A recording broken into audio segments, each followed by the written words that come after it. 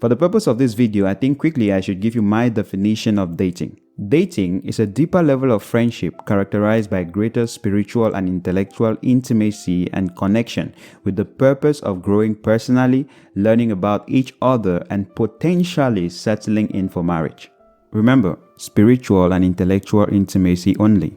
Hey, hope you're having a great day. Here are 9 people you should absolutely not date. Quickly, let's jump right in. Number 1, the overly independent person. Relationships are all about sharing. And if you're going to be in a relationship with someone who feels that they don't need your gifts, they don't need your compliment, they don't need your help, then you begin to wonder, what is my purpose in this relationship? What is my purpose in your life? What's my usefulness in all of this? This is very particular of women, but it still concerns both parties. Unfortunately, society has fanfared the idea that, to be a strong woman or a strong person, you have to be independent of everyone and you don't need any help. No, everyone needs help. But the difference between a needy person and a real strong person is that they can get the thing done themselves. But they'll be very appreciative of someone who can help them and assist them in doing it too. For 2 people to grow in intimacy in relationship, there is a need for a certain degree of vulnerability, pulling down the walls and pulling down the barriers so that you can connect. And that is very necessary for any relationship to last long. Number 2, the insecure person. Low self-esteem, a poor self-image. You should absolutely not date someone who is still struggling from traumas of the past or still hasn't discovered and understood what their purpose is, who they are, where they fit in society, and they begin to see you as the person who completes them. The problem with this is that you begin to deal with an artificial person. Probably for ladies, they hide behind beauty products, so you never see her real face. Guys become overly suspicious, once you're talking with another guy or you post another person and you're like, why did you post him? Why was this one writing to you? That is insecurity. So the person feels they are not good enough, so they don't deserve you, or they don't merit you. And so that begins to create tension, and eventually any relationship like that cannot last. The third type of person on our list is quite similar to the insecure, but it's the overly possessive.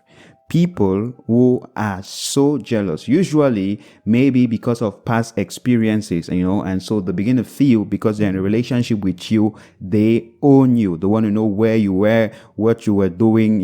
If you're going out, you're like, no, you just went out yesterday, stay at home with me, or I'm going with you, I cannot go without you. So they're unable to appreciate the idea that you're also an independent person and you have other friendships and other relationships. So it's like, I'm not sharing you with any other person. And this, for you to nurture this kind of relationship, means you have to kill all your other relationships by starving them of the necessary connection and communication. And eventually such a relationship will also starve you of your identity and personality.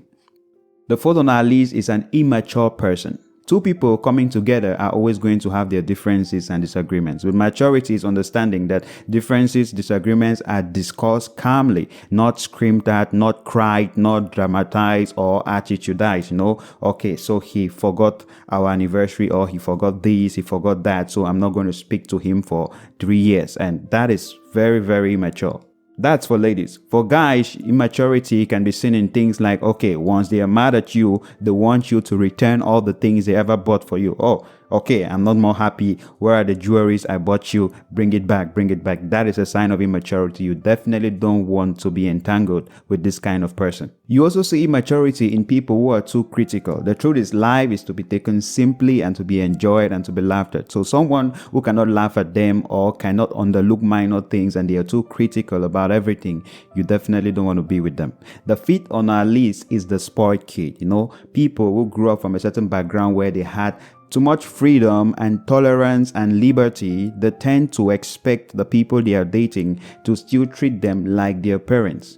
If I want something, I want it now, you have to give me now. I don't take no for an answer. And the last thing you want to do is discipline me for my mistakes. I take no responsibility for anything I do, and you have to accept it like that. I'm never wrong. I don't apologize. That is a spoiled kid. You don't want to be associated with such a person.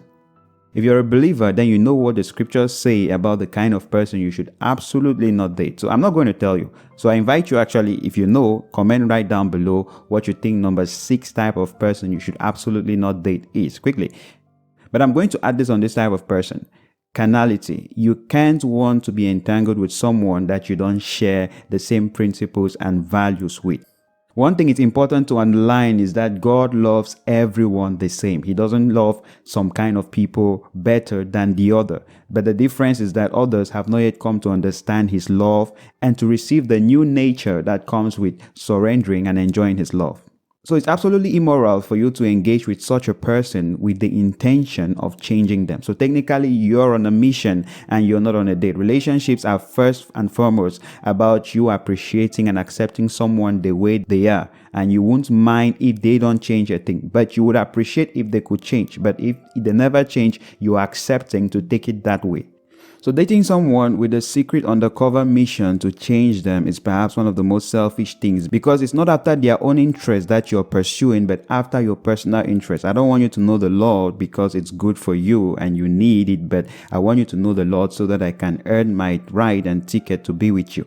Number 7 on our list, the stingy person, the person who wouldn't share, the person who wouldn't give. Now, it's important not to confuse this with someone who is frugal or someone who is disciplined or they have a vision of what they are building.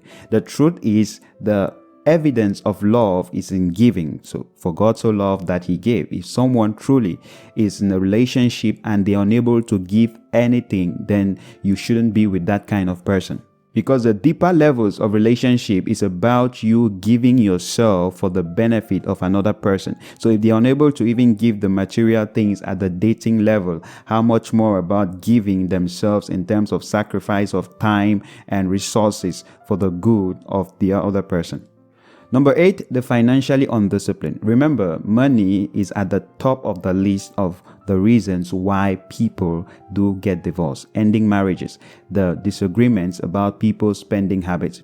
It's a risky mission to date someone who has a faulty or a corrupted money blueprint. Some people want to spend so that they feel good or feel important. For others, spending is to them as what smoking and cocaine is to some other people, relieving stress. So when they're bored, when they're stressed up, they go out and they spend. That is fine if it's their money. But however, even when you get into a serious relationship, at some point, it's no longer going to be yours or mine. It's going to be ours. So it's still an issue of concern. A lady who doesn't advise the man to save and plan and invest for their future is not a safe person to be with. Likewise, the man who just thinks of spending as far as he can just to impress the lady should be worrisome of such a person. And number 9, the narcissistic person. Now, if you date this kind of person, you won't be so much as a date as much as you'll be their butler. People who are overly obsessed with themselves. They think only about themselves. This is how I feel. This is how you made me feel. This is what I want. This is me, myself. You should be very, very careful of such people, because they are the twin brothers of number 1, the overly independent person. Though the overly independent person doesn't need you at all, the narcissistic person, the world revolves around them. So they need you, but not as a partner, so that you can serve and improve their image of themselves. So that's my list of the 9 types of people you should never date. Of course, this list is not exhaustive. What has been your experience in dating relationships in the past? Please share any other type of person you think people should absolutely avoid in the comments below, and we're going to be responding to every single comment. If you enjoyed the video, please give it a thumbs up and subscribe. A big thank you to all our amazing Patreons who make these videos possible. You too can support this channel. The link is down below. I'm Bodas Djoumessi from Wisdom for Dominion. Thank you so much for watching, and see you in the next one.